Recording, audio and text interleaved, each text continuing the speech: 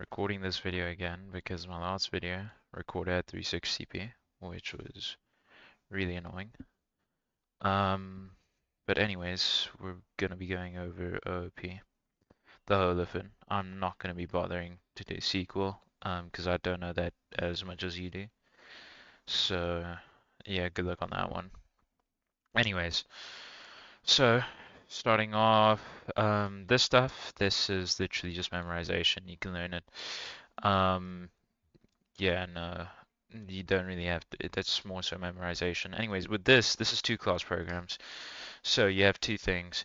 You have the the UI class and the manager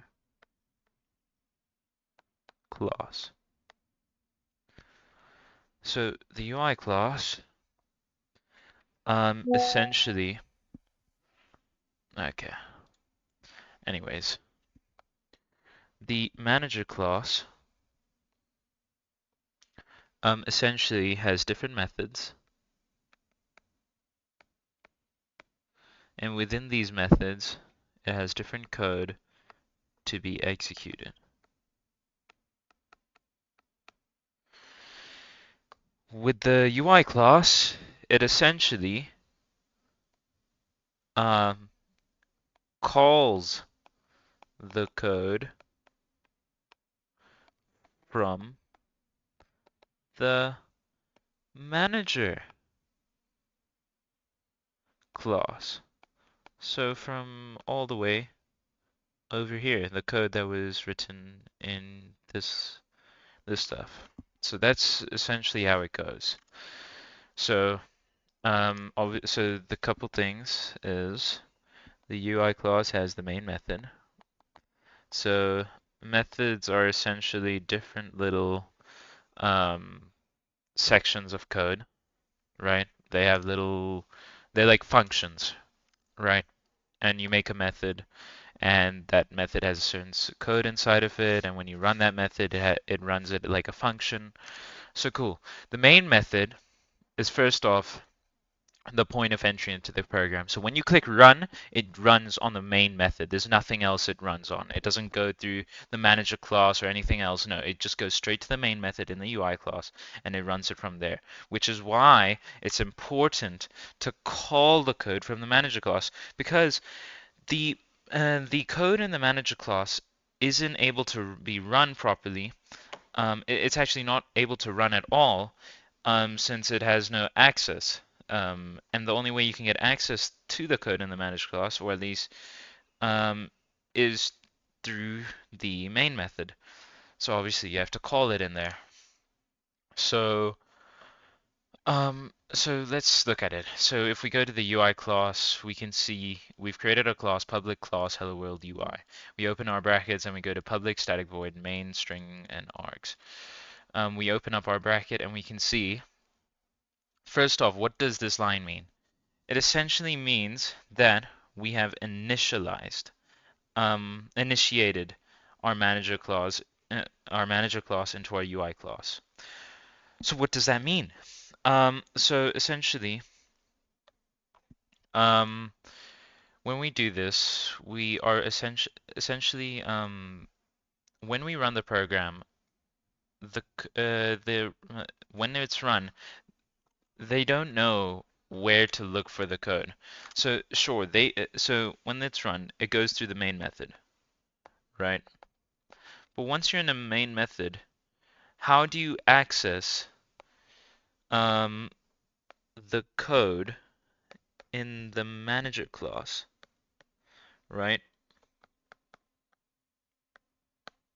How do you access it?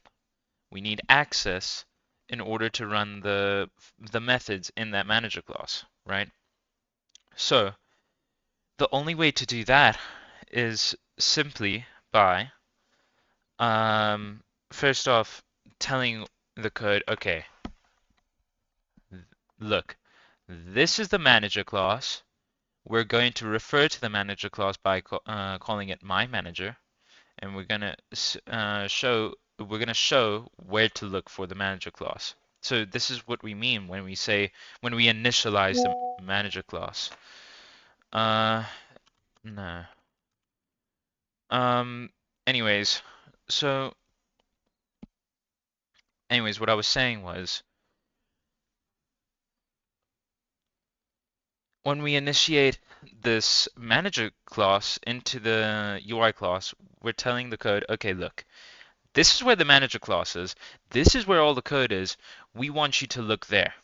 Now, if we go to the manager class, we can see we've created the class, public class hello world manager. Cool. We open our brackets and we go into public void print this. So obviously public void essentially means it's a method. Public static void means it's the main method, as it says here, main.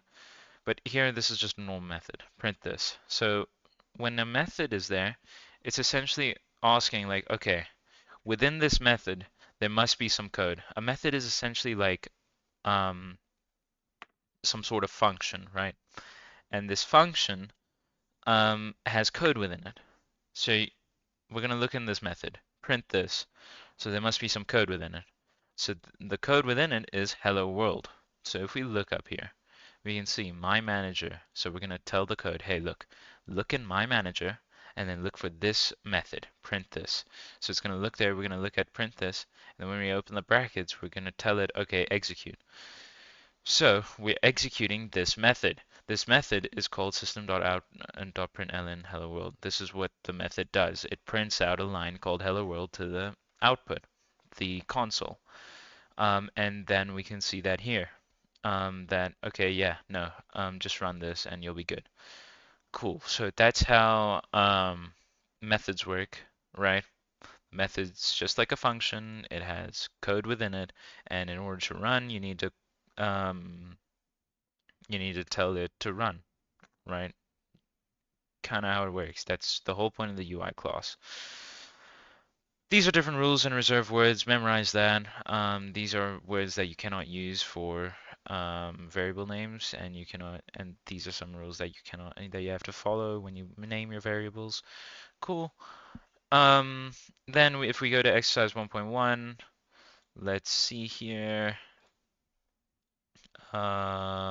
Here. So essentially the way to create an exercise is you click new project, you click Java with that, you click Java with application, you click next, you name your thing, um, right? And then once it's created, you go to source packages, you click new, you click package, then you name it whatever, cool.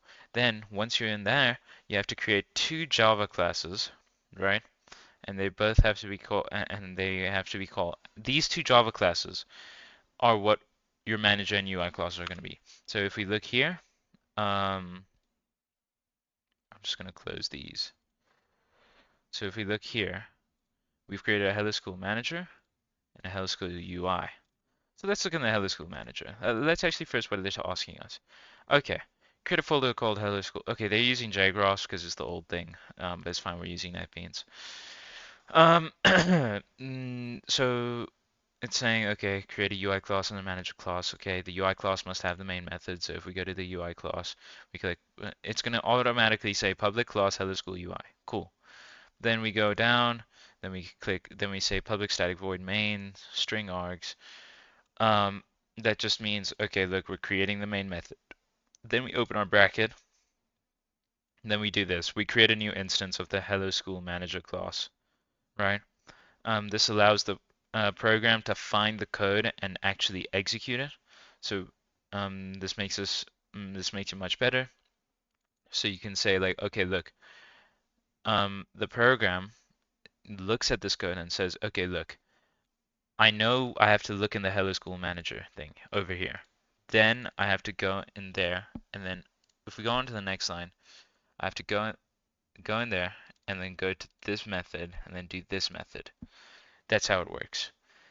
We've just created this variable because it makes it easier for us to recall it. Otherwise, you wouldn't want to, instead of saying NC, you would have to go like hello school man. It's just really long and tedious. So instead, you can just do NC or whatever letter you like, anything. It can be SDF.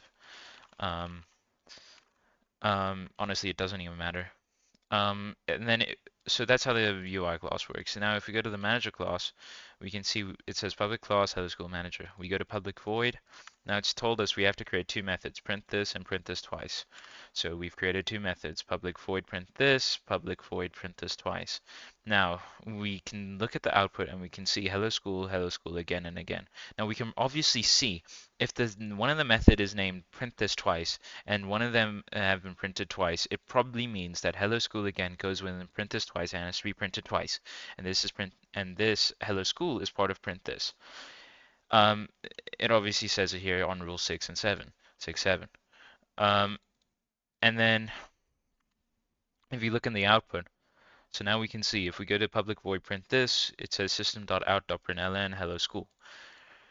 Right, so all we have to do within this method, we just have to, it's just telling us, okay, look, print this, hello school, okay. And then in this method, it's telling us, okay, print this, hello school again, twice. Cool. And then obviously we've told it, okay, we're going to look in here, we're going to do these two methods, and if we run it, it does it just like that. So that's the first exercise. That's all good. Now, there's a new thing. It's called the input from the keyboard. It's called JOptionPane. It's your friend. JOptionPane essentially is a library. It's a library of features. It has lots of features, additional features that you can use within Java. But but if we look at it right now, um, let me just erase everything. If we look at it right now, we don't actually have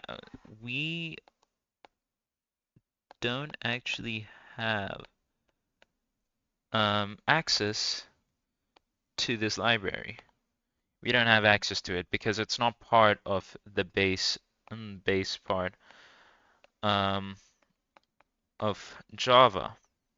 It's like a grocery store saying that, yes, we have tomatoes, but we don't have it here currently. We have to import it. So it's just like this. There's a library of features. We don't have it here. We need to import it. So simple thing is import the library. And you'll see in the next program how we do it. We go to our manager class.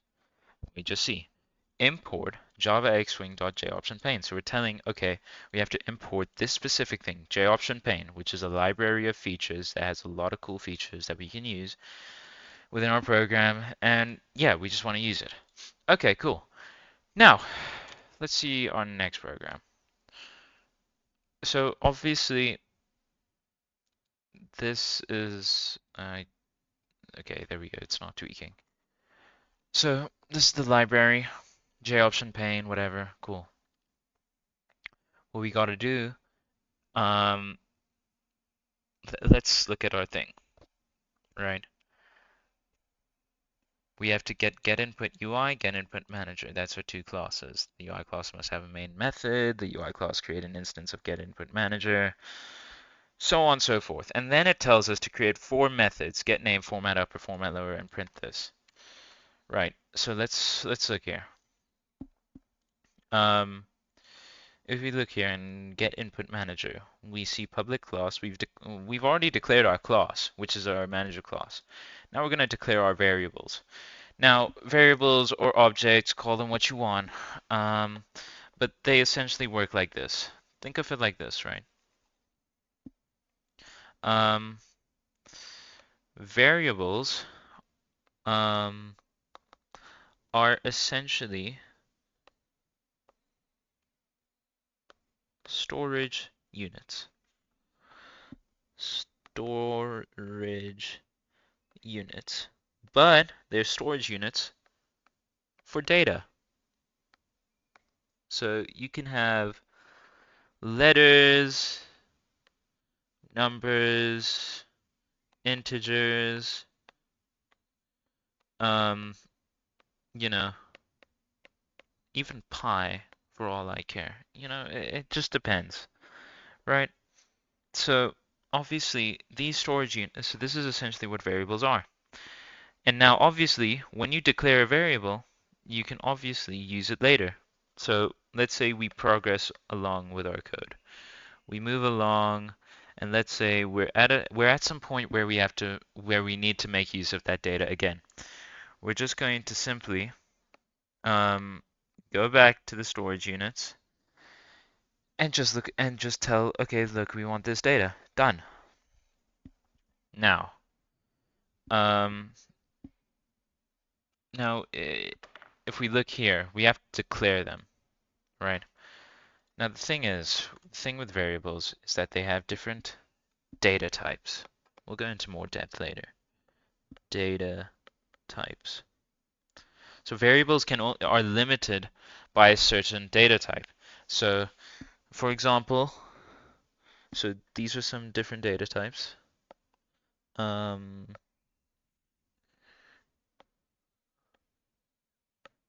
I can string,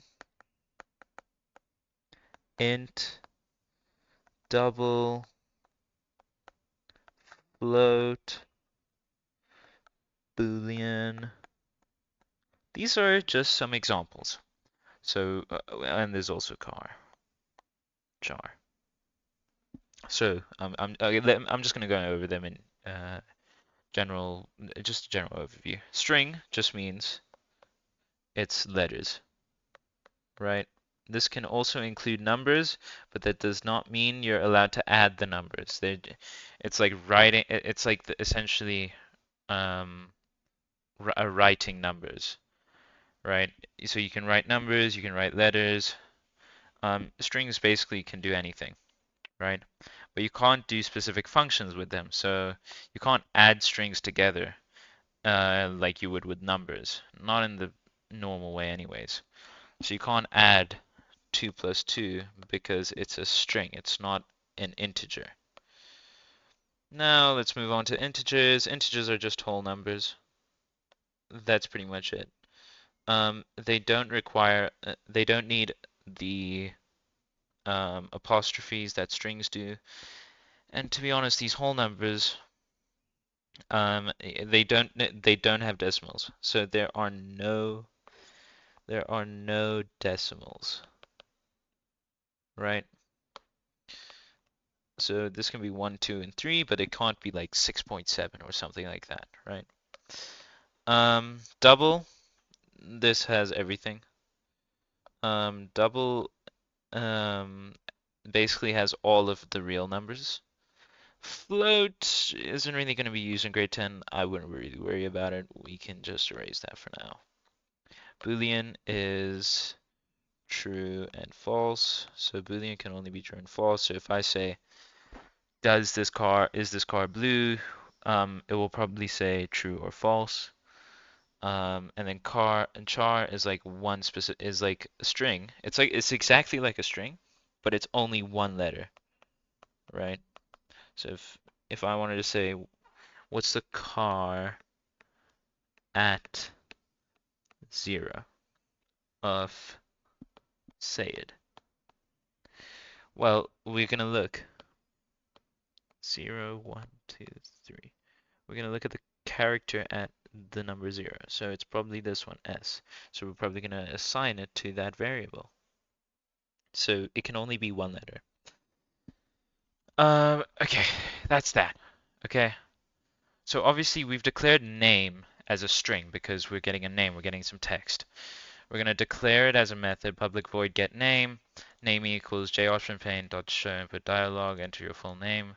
So JOptionPane show input dialog, it's basically showing the input for a user. So it's like this thing, and you have to tell the input, okay, what are we going to ask the user?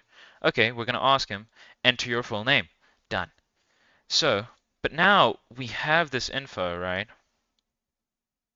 Let's say we have this info, right? That's cool and all, but how are we going to store the info? Well, that's where a variable comes in. That's where the name variable came in. So we're just going to assign it to our variable, our storage unit. We're just going to assign our full name to our storage unit, right? We're going to fill the data. Format upper. This just means we're going to uppercase all the letters in this variable. Format lower. It's lowercase everything. We're going to go into more depth about string methods and stuff later. But at least to know for now, we're just lowercasing everything. That's probably going to, but string methods and stuff like that will come in part 3. And then public void print this. This is a method.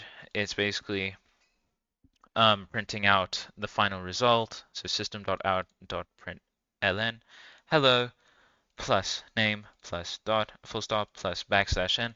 Backslash n basically means it's a new line, right? So when we run it, you'll notice it's literally enters to a new line, right? Okay, cool.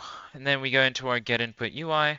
We just say get input manager SDF new get input manager. So this is basically telling the program, hey, look, this is where the manager class is. Get all your code from there and execute all of it. So we've basically called it SDF. We call it PDF for all I care. And then we're going to say pdf.getName. So do that method. Get format upper. Do that method. And then print this. Do that method. So then you're telling the program, okay, run all these methods. So get the name, so when it says get name, it will do all the code within get name. When it says format upper, it will do all the code within format upper. And when we do print this, it will do all the code and print this. End of story.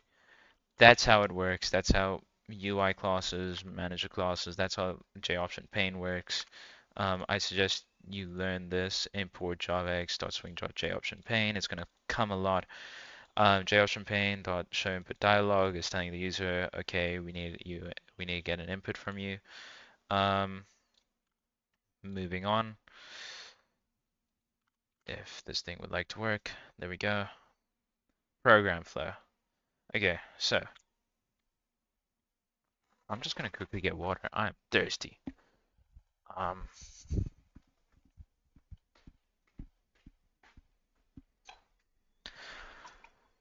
so program flow.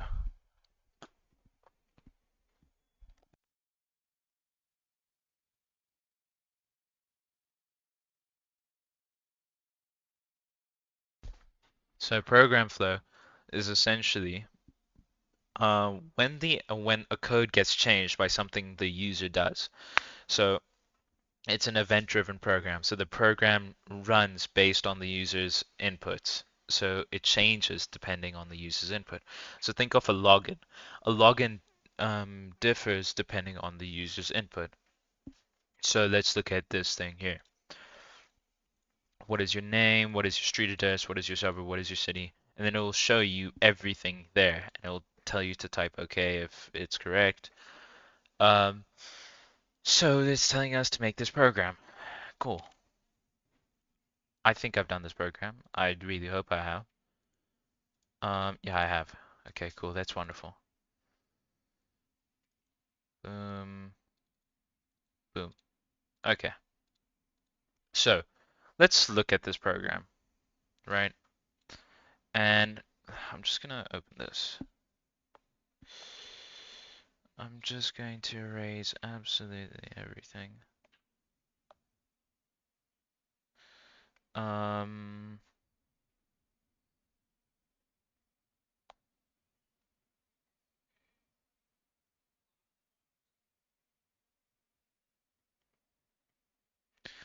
cool. So let's look at it. So the first thing we need to see is what variables do we have to declare? We have to declare. So let's look at it. We need their name, we need their street address, we need their suburb, we need their city. So that's probably the only 4 variables we need. So the variables are as follows. The name, um, the street, the suburb, and the city. Cool. Now let's look at the data types of these strings. This is probably going to be a string. This is also going to be a string. This is also going to be a string. And this is also a string. Cool. So all we know that we have 4 variables and they're all going to be strings. So if we go back here, let's just go into our manager class. Let's open it, public class, sign up manager, string name, string street, string suburbs, string city. So we've declared all our variables. Now let's go. Let's go through our different methods. So let's look at the program and let's see what they've asked for. So we can clearly see that, okay, if I would like, this thing would be really nice to erase. Cool, there we go. Now let's just look here. They've asked for, first off, to get the name. Then they've also asked to get the address. Then they've also asked to get the suburb. Then they've also asked to get the city. Okay, cool. So these are, so these are probably going to be the different methods, the different pieces of code that we have to do to organize ourselves.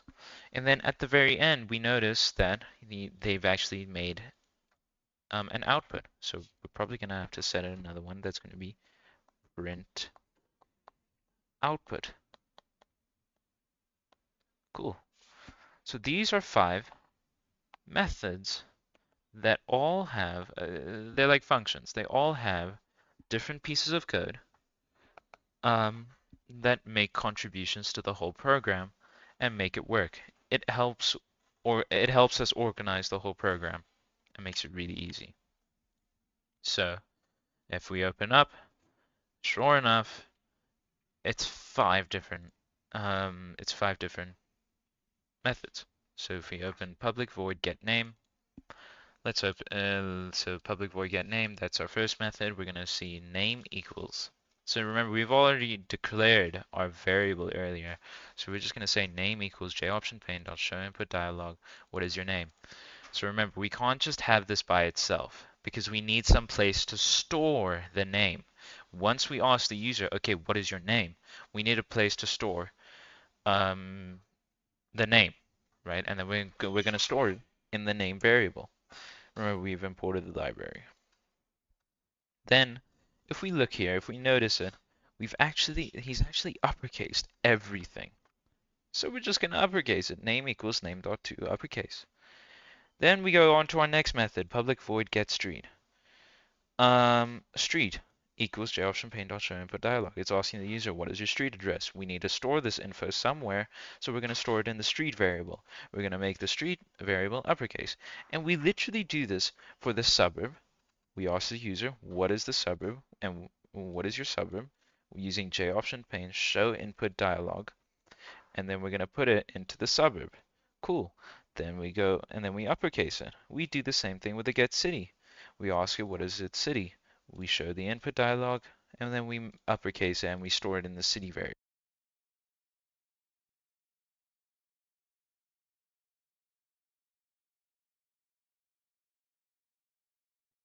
Still working? I think so, yeah. Cool. Anyways, now we move on. Public void print all. So what do we print out? So we're gonna just, now remember, even though it's an input dialog and we're asking the user to click OK, we don't need to use the OK ever again. We don't need this user information, right?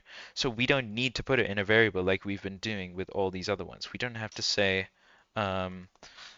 user input is, that, right? We don't have to do that. No, that's it, because we don't plan to use this ever again. So we're just gonna do it as normal. JOptionPane.show input dialog null. You don't have to worry about this first thing. Just make sure it's null, comma, then your message. Name, and then plus, and then open your apostrophes. Welcome to the organization. Blah blah blah. \n to create the new line. like they've done it here. And then what I like to do when I'm making really long print statements or like in or dialogues, what I like to do is I like to click enter every time I get a plus because that helps me organize my printing out features, right? So instead of this whole thing being on one big line, this whole thing onto just there, right? It would become really hard for me to see, okay, what have I put? Where have I put? Here I can just see, okay, type, okay, if this is correct, then I put my street, my suburb, my city, just like there. Cool, we run it. Oh no, yeah, okay, cool. What is your name? Okay, what is your street address? What is your suburb? 4 ways. Joburg. Okay. Now remember, even though we say okay, we don't really need that information ever again. So we don't need to put it in a variable. It's working as usual. Um, so that's that. And now, this is the object orientation programming. So I've already told you this. I'm talking about how it's all about creating objects. Objects are like variables. They have properties, characteristics, features. So string variables can only use strings. And then there's methods. And methods use these objects. So it's a collection of different objects and how we use them. So obviously here they create the string. And then there's many string methods. So here they uppercase it, and then here they lowercase it. Very simple. Um, yeah, no, and then here they obviously create the object, like the manager. So remember, you can actually call this anything you want. So in the text, they've called it my manager. Here you could just say NC. Um, so you can literally use it anywhere. But the point is, you need to tell the program, okay, this is where I'm getting my info. So this is very important. You just have to keep this in mind. And so you just use the same name as sign manager, telling the program, okay, this is the file, go look for it. Methods, yeah, no, it's different methods showing you different ways. This I can go into later detail. Now the constructor method, this is really important, because it will come up. The constructor method, actually, you know what? I'm going to use my iPad. Um, so the constructor method is actually um, it's a special kind of method, right? So if I just make a constructor method, cool. What is it? So a couple things before we continue. Number one, same name as their class. Number two, they do not have a return type. Um, so I'll get into a moment what that is.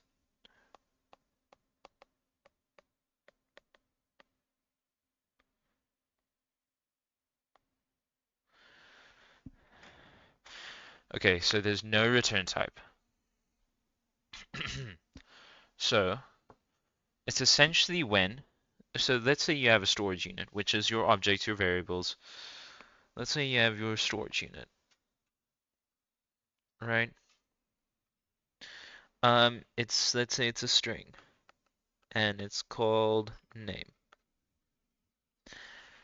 Sure, you can create it. Like we've created.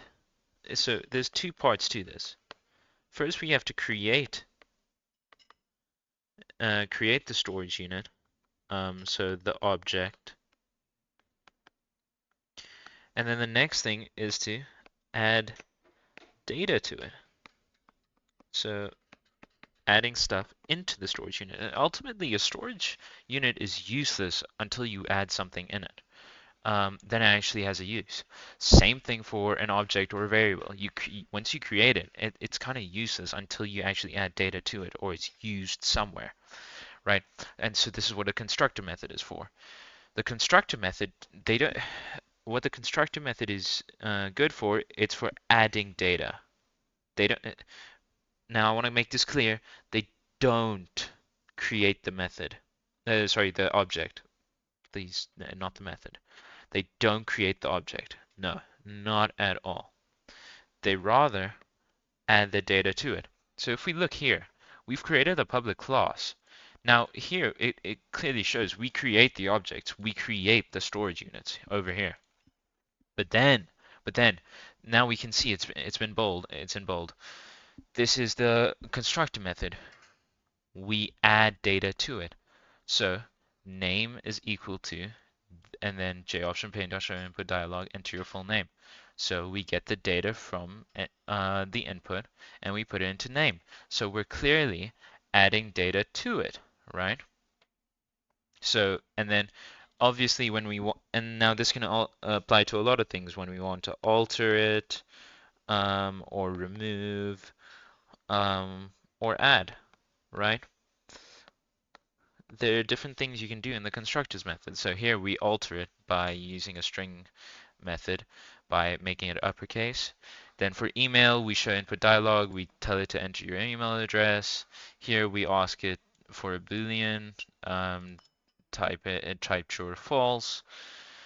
And so obviously we can see in the constructor method we're actually adding data to it. We're not creating it. So we're going to see this in more detail. This is a floor plan, but that's the end of part 1.